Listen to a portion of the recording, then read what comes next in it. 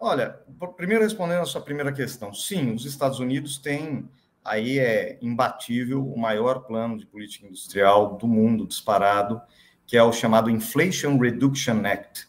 Eles tinham antes o CHIPS Act, que era para produzir chips, né, semicondutores nos Estados Unidos e depender menos dos semicondutores da China. Não sei se vocês se lembram, durante a pandemia, a China fechou as suas fábricas e aí deixou de produzir os chips, e aí afetou até a produção de carros, né? Porque os carros usam chips. Então, os Estados Unidos primeiro começou com essa questão dos chips e depois foi para um plano muito mais ousado, Inflation Reduction Act, que chega na casa do $1 trilhão, o que é algo que para um país como o Brasil, ou para qualquer país do mundo, eu diria, é uma cifra absolutamente fora de qualquer escopo, né? A Europa também tem o seu plano, que envolve cerca de 800 bilhões de euros, chamado Next Generation EU, ou Próxima Geração Europa, né, União Europeia.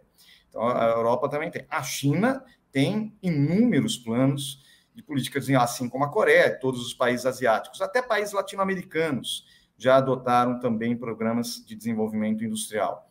O que nós estamos fazendo obviamente, de maneira muito mais modesta, porque nós não temos o mesmo espaço macroeconômico desses países ricos, né? Nós não temos a moeda global, nós não emitimos a moeda global, como é o caso dos Estados Unidos, mas focando naquilo que nós achamos essencial e que nós achamos que pode melhorar a vida das pessoas no Brasil, inclusive. Entendeu? Então, quando você fala complexo industrial da saúde, quando você fala em agroindústria e produção de alimentos, né? Você está falando de coisas que impactam o dia a dia, o preço do alimento, o preço do medicamento, que impactam a geração de emprego, inovação. Então, nós focamos nesses temas. Agora, quanto às críticas, eu repito, eu acho que todo programa governamental é passível de críticas. Ninguém tem a pretensão de ser infalível, certo? Agora, a crítica tem que ser baseada no que foi proposto e não num princípio anterior, né? Então, assim, você tem que ler o que foi proposto, identificar os pontos que você considera equivocados, né? E tecer as críticas. O problema é quando a crítica é genérica e é uma crítica principialista. Ou seja, ela fala assim, eu sou contra a política industrial porque eu acho que não funciona, porque eu acho que o país não tem capacidade de fazer, então qualquer proposta, independente da que seja, eu considero inadequada, errada e antiga, né? Agora, quando você pergunta para muitas das pessoas que criticam a política apresentada, fala assim, então qual seria a política que você apresentaria? A resposta, basicamente, é o seguinte, abertura comercial unilateral e explorar vantagens comparativas. Bom, não tem nada mais antigo do que essa discussão. Isso aí estava no Davi Ricardo no século XIX, entendeu? Não, essa visão, inclusive, do ponto de vista da formulação de políticas produtivas, já foi superada há muito tempo, né? Portanto, eu acho que parte das críticas deriva de uma visão de princípios, né? Por isso que eu falo que é uma questão um pouco infantil, um debate talvez um pouco infantil, porque a criança, ela deseja e quer que o mundo seja como ela deseja que fosse. E o mundo, quando é diferente, ela não gosta. Ela chora, ela reclama, entendeu? E eu vejo muito isso no debate econômico no Brasil. As pessoas têm princípios que elas adquiriram ao longo da vida, seja mais progressistas, sejam mais liberais, desenvolvimentistas, ou chame o que quiser, e elas analisam as políticas a partir desses princípios, e não a partir do que a política realmente apresenta.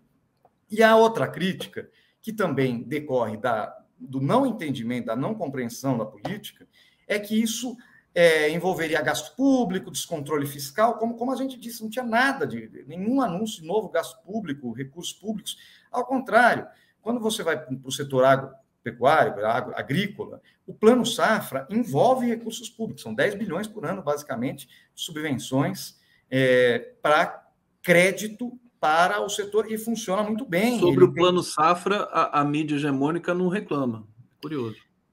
Pois e é um programa que mostrou que funciona, entendeu? Porque a produtividade do setor avançou, não é só por causa do crédito, obviamente, é também por causa da assistência técnica, Embrapa, para pesquisa, etc.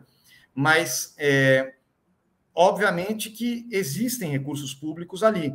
Aqui não existe recurso do Tesouro. O que existe são algumas linhas com um preço, uma taxa de juros mais baixa, mas derivado de fundings mais baratos, como, por exemplo, é o caso do Fundo Clima, que você capta um título verde, ele tem um custo mais barato e você passa a um custo mais barato também para quem quer inovar e quem quer produzir e descarbonizar a sua produção. Então, acho que, em grande medida, as críticas são fruto de uma certa incompreensão, às vezes uma não leitura sobre o que foi apresentado, e também de princípios anteriores que impedem um debate sobre a política. Isso, como eu disse, vale para tudo. Vale para a política fiscal, vale para a política tributária, vale para a política industrial. Nós não podemos fazer uma discussão com base em princípios anteriores. Nós temos que analisar a política como ela se apresenta.